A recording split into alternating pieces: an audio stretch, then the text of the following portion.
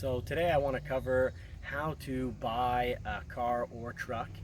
This is especially important if you're looking to not modify out of your own pocket your vehicle, because it's pretty easy to sell a vehicle, which I've done a video on. You sell your vehicle and then you can actually buy the modifications on an already existing vehicle and not really have to pay more for that vehicle.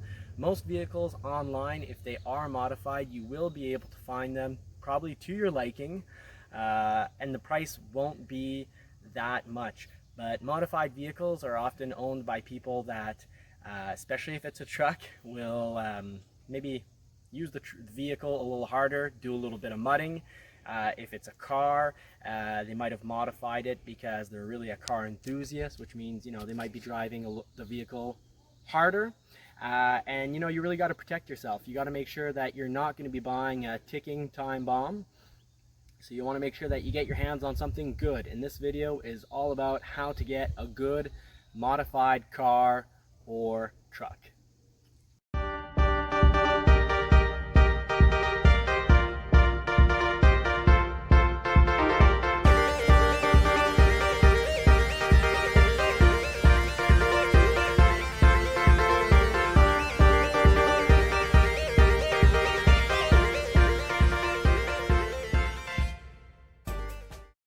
So when you're shopping around for your vehicle, whether it's a car or a truck, you're definitely going to want to verify some things.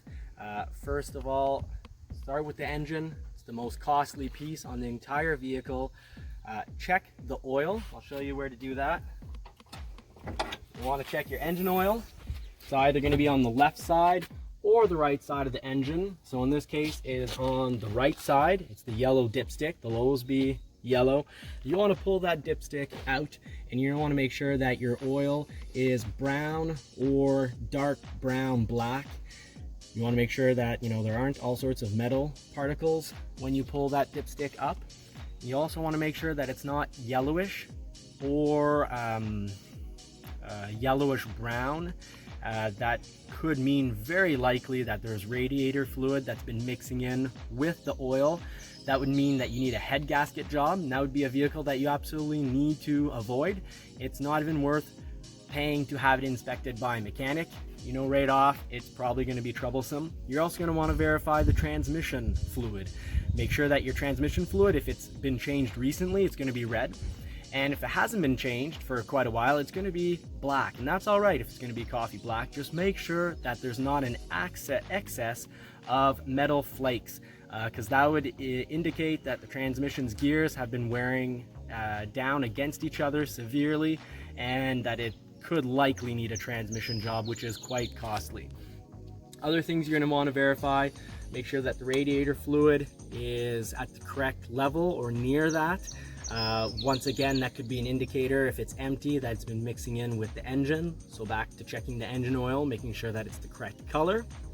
You want an easy trick: check the sticker in the windshield to see when the last time they did their oil change was. If they're over by 2,000 kilometers or more, you can get a good indication that the owner of the vehicle probably didn't change their oil that often.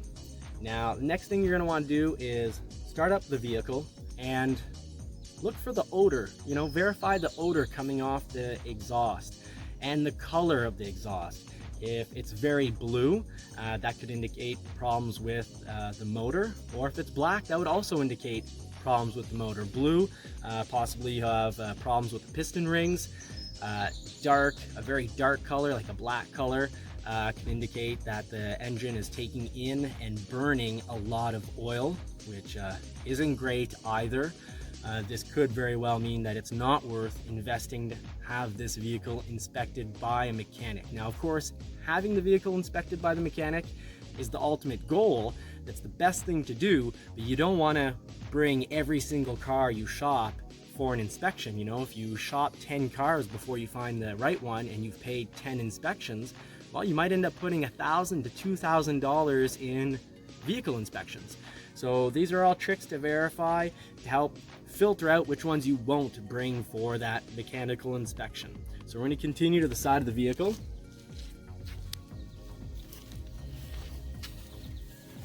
You want to verify, you know, if the person did a good maintenance of their vehicle.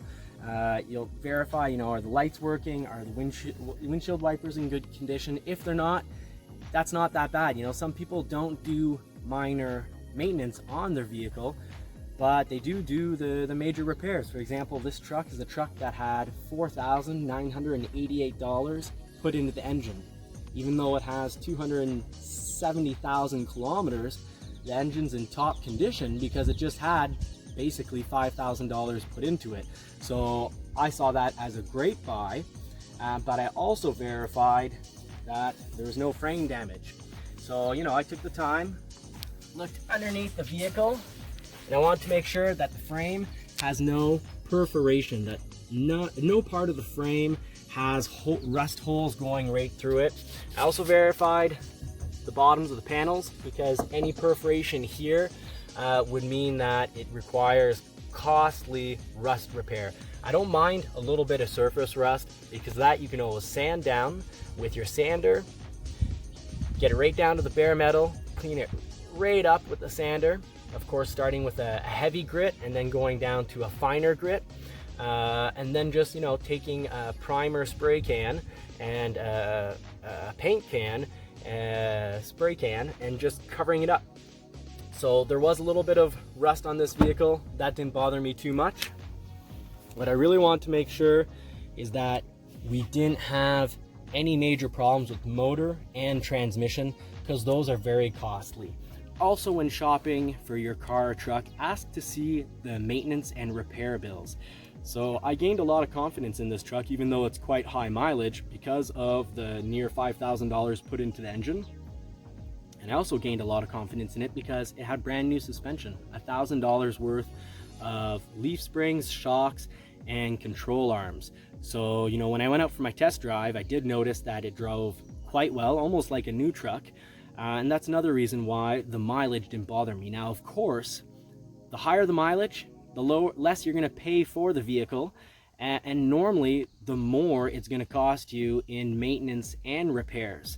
However, this truck's brakes were nearly new. They're only a year old, and it had only been a few months since money had been put into the motor and into the suspension. So those were all the costly things that I wanted to make sure that I did not get myself into, and ended up putting, you know, $7,000, $8,000 into the vehicle.